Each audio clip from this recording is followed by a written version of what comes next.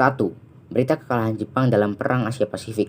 Memasuki tahun 1945, Jepang terdesak oleh tentara sekutu di dalam Perang Asia Timur Raya. Satu persatu daerah kekuasaan Jepang jatuh ke tangan Amerika Serikat. Bahkan pada pertengahan tahun 1945, Jepang tidak mampu lagi memberikan perlawanan. Keadaan tersebut tidak membuat Jepang menyerah. Oleh karena itu, pada tanggal 6 Agustus 1945, tentara Amerika Serikat menjatuhkan bom atom di kota Hiroshima. Menyusul pada tanggal 9 Agustus 1945, tentara Amerika Serikat membom kota Nagasaki. Akhirnya pada tanggal 15 Agustus 1945, Jepang menyerah tanpa syarat kepada sekutu. Namun upacara penyerahan secara resmi baru dilaksanakan pada tanggal 2 September 1945. Peristiwa tanggal 15 Agustus 1945 itu dirahasiakan oleh Jepang.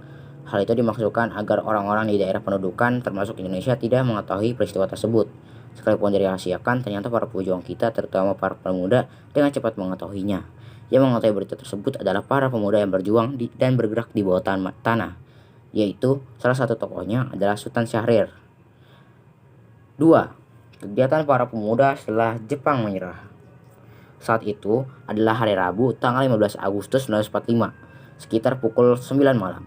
Para tokoh pemuda itu menemui Bung Karno dan Bung Hatta di rumah Bung Karno. Para pemuda sepakat untuk menemui Soekarno dan Hatta. Mereka mendesak agar kedua tokoh itu mau menyatakan proklamasi kemerdekaan Indonesia. Akan tetapi, Bung Karno dan Bung Hatta tidak bersedia mengenai tuntutan para pemuda tersebut. Kedua tokoh itu berpendapat bahwa masalah proklamasi harus dibicarakan dengan anggota PPKI. Pandangan Bung Karno dan Bung Hatta semacam itu ditolak oleh para pemuda. Tokoh-tokoh pemuda menginginkan proklamasi kemerdekaan Indonesia tidak dilakukan oleh PPKI. Karena menurut pandangan mereka PPKI adalah lembaga bentukan Jepang. Oleh karena itu proklamasi kemerdekaan Indonesia harus dilakukan oleh tokoh-tokoh bangsa Indonesia, bukan oleh PPKI. Sampai di sana, para pemuda ingin sepakat untuk mengasingkan Bung Karno dan Bung Hatta keluar Jakarta.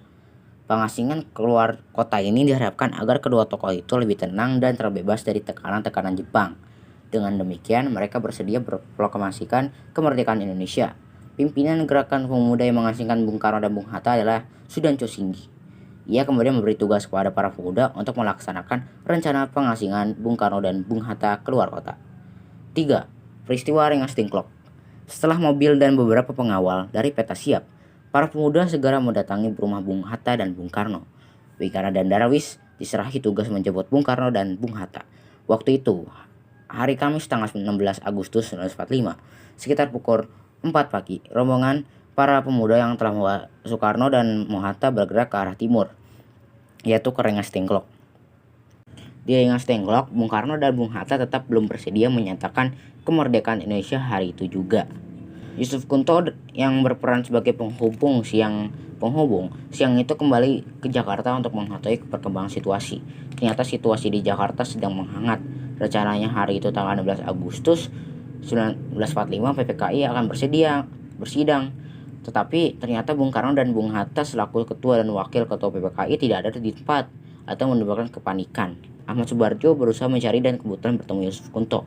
Dari Yusuf Kunto, Ahmad Subarjo tahu keberadaan rombongan Soekarno dan Hatta. Bersama Yusuf Kunto, Ahmad Subarjo pergi ke Rengas Dengklok untuk menjemput Soekarno dan Hatta. 4. Perumusan teks proklamasi. Pukul 11 malam tanggal 16 Agustus 1945, Bung Karno dan Bung Hatta beserta rombongan tiba di Jakarta. Setelah mengantarkan pulang Ibu Fatmawati